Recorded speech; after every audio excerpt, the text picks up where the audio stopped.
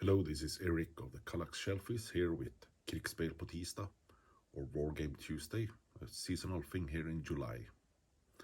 Today I'll be talking about Rangers of Shadowdeep, a co-op dungeon crawl by Modifius, written by Joseph A. McCullough and with art by Barrett Stanley. It's 1 to 4 players, it's co-op, it's miniature agnostic. Miniature agnostic means use whatever models you want to that fits or you think fits or that doesn't fit but that you have at hand and terrain and things like that. And so you just need some rangers, some companions and some monster to fight against, a d20 and a deck of cards, and you're ready to go. Because the system uses a d20 for all tests and a regular deck of cards for random events that happens while you play. When you do a test in Rangers of Shadowdeep, if it's like you're trying to pick a door or something, you roll a d20, you add a modifier, and you have a certain number you're supposed to roll over. Easy as that. And when you fight, both sides roll a d20. Since it's co-op, the bad side is usually just handled by another player or by yourself. So that's easy enough. But you roll a d20, both sides roll a d20. Then you add the modifiers and compare the result. And whoever wins that fight. If it's close combat, whoever wins the fight will deal damage to you. And the damage is the result of the die roll minus the armor value of whoever is getting hit.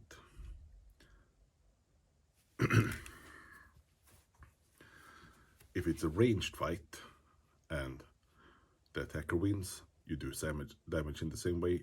If the defender wins, nothing happens.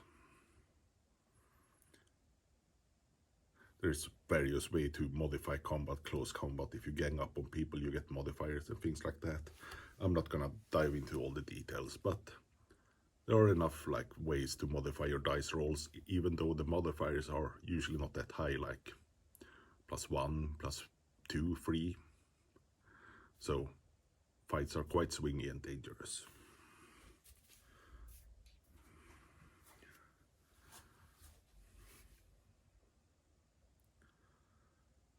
When you build your ranger, which is the hero, every ranger has the same starting stat block, and then you spend build points to modify that by extra abilities, spells, or better companions.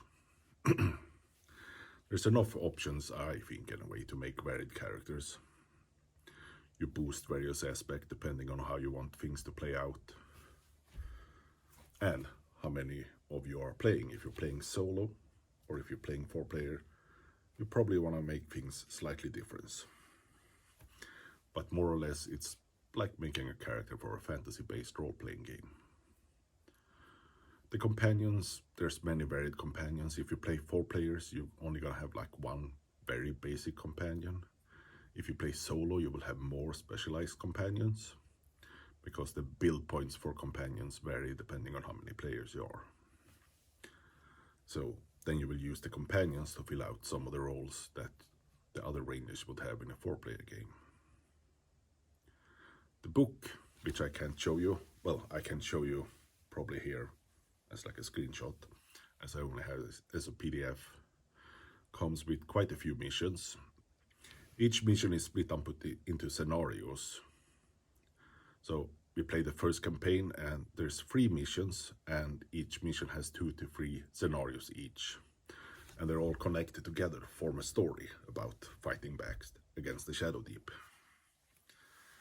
The models I used was a lot from Cursed City, because you have skeletons, you have zombies, and you have ogres that you can slot in there.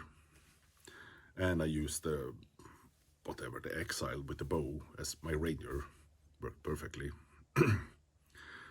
I'm slightly sad because there's not that many ranger looking figures around. Probably like if you go to D&D, but if you're talking like miniatures with sharp details, there's not that many around. But you'll probably find enough.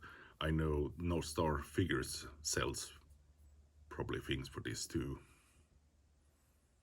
I might have said too much, but you'll probably find something there. The more terrain you have, the more fun it is. That is for sure. We played at the game club, so we had no issues finding terrain. But you don't need that much of it, and you can read in the book how much you need for each scenario to figure it out.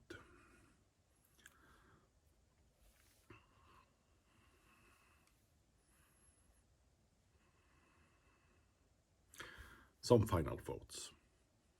It's a very easy system. You roll a d20, you compare results or see if you rolled over, and that's it. You only roll one die, whatever you do. Damage, everything is taken care of in that one die roll. It did feel like an adventure, going deeper into the Shadow Deep and the story, connecting things together, trying to stay alive, trying to keep the companions alive. I mean, they are expendable. If you need to go up and block a big monster from killing your ranger, so be it, but otherwise I did try to keep them alive. I thought there was a good range of options during character creation, because like if you do take in the classic tropes of fantasy, you're like, I want to make something like that. You could make something like that. I'm sure there's ed cages for weirdos that they won't be able to find, but it covers like all the basic ground and a little more.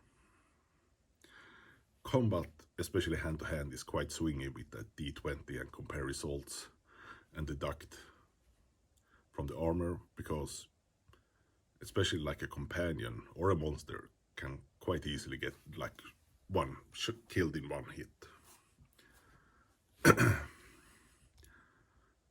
But do I mind it? Probably not that much. But it is swinging that way. And something that happens sometimes, if we got lucky fighting the monsters, and we wiped the board of the monsters early on, it got quite easy. We did like solve it by always using, there is always like a challenge mode, and we were 4 players, so they always suggested to use the challenge mode. So we always used at least the challenge mode to get more enemies on the map.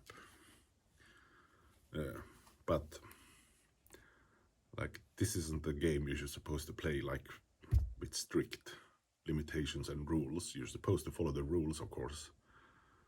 Somewhat, we made a bunch of house rules to make it fit more us, because this is more a game about having fun and modifying rules so they fit you, and this game works perfectly for that. So my final thought is, this was great fun. It really did feel like a dungeon crawl, or a crawl of some sort, like in an RPG. You had like emergent storytelling while playing, while things happened between missions, people got injured and things like that. So I can highly recommend the Rangers of Shadow Deep. I would also like to add that the art in the book is quite nice. And if you do like me and get the PDF, you probably want to print out the missions as you play them.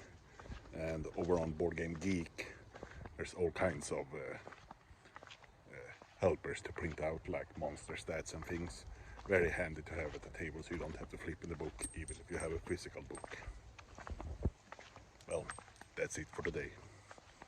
Go play it, unless you hate fun, then go do whatever you do.